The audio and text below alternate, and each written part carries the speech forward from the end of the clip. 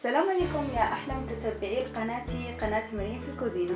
اليوم ان شاء الله غادي ندير واحد الاكله اللي كتجي رائعه وسهله في نفس الوقت، اللي هي صدور الدجاج مشويين في الفران. اول حاجه غادي نقول لكم العطريه اللي غادي نحتاجوها مع هذا الدجاج. عندي هنايا الكاري، عندي هنايا العطريه ديال الشوي، عندي هنايا تحميره، عندي هنا بزار كحل، وهنايا خرقوم. هذا زيت زيتون وصدور الدجاج. اول حاجه نحط صدور الدجاج هنا في المول، غادي ندخلو الفران.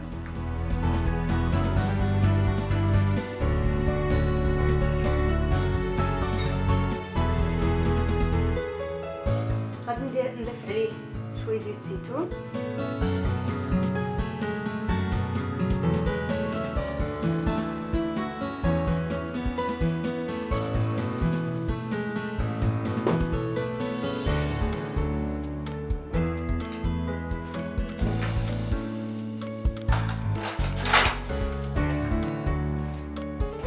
نضيف عليه الكاري،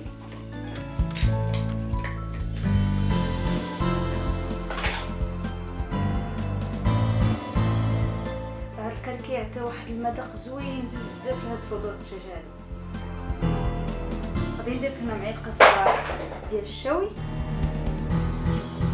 انا ما درتش الملحه لانه هذا اصلا هو ديجا فيه الملح.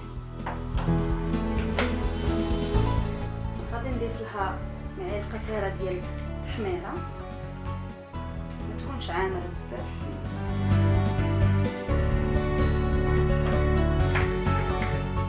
نضيف لها شويه ديال الخرقوم، ثاني ما تكونش معلقه عامره بزاف، شويه.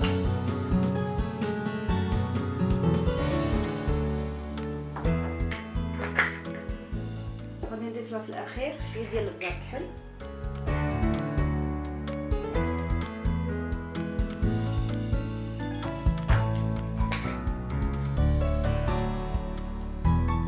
هاد الدجاج مع هاد العطريه.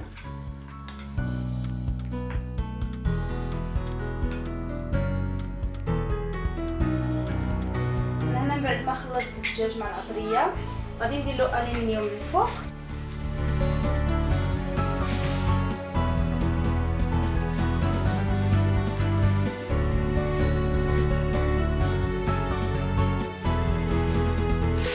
وغادي ندخلو الفران. هنايا بعد ما غادي ندخل الدجاج للفران، كما قلت لكم 20 دقيقه حتى ل 25. هو ما ياخذش بزاف الوقت لان صدور الدجاج في ساعه كيطيبوا.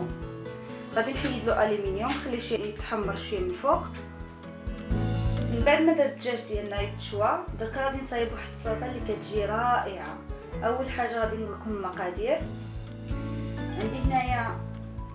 عندي هنا زيتون خضر مقطع، عندي هنايا طون اللي حيدت له الزيت، عندي هنايا زروديه مسلوقه، عندي هنايا مكرونيه مسلوقه، تقدروا ديروا اي نوع كيعجبكم، عندي هنا بطاطا مسلوقه، عندي هنا جلبانه مسلوقه، عندي هنا 3 ديال المعلقات ديال المايونيز وشويه البزار وشويه الملحه ومعلقه كبيره ديال الخل.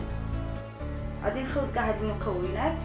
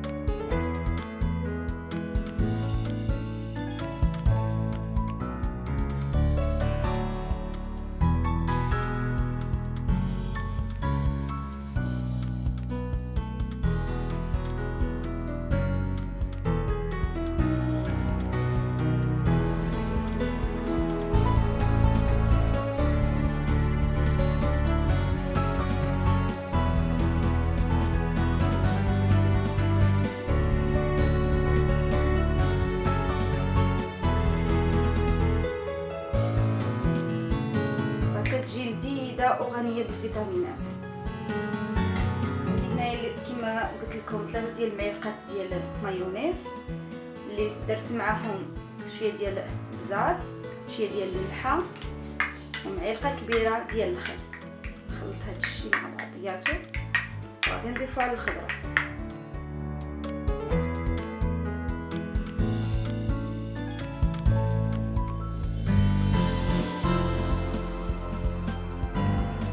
نخلط هاد الخضره وغادي ان شاء الله نوريكم الطبق النهائي. هذا هو الطبق النهائي ديال سلطه الدجاج من بعد ما تشوى. رافقته بسلطه المكرونيه والخضره والمايونيز، راه كيجي رائع، خصوصا هاد سلطه الدجاج اللي بالتتبيله ديال الكاري. ان شاء الله يعجبكم. السلام عليكم.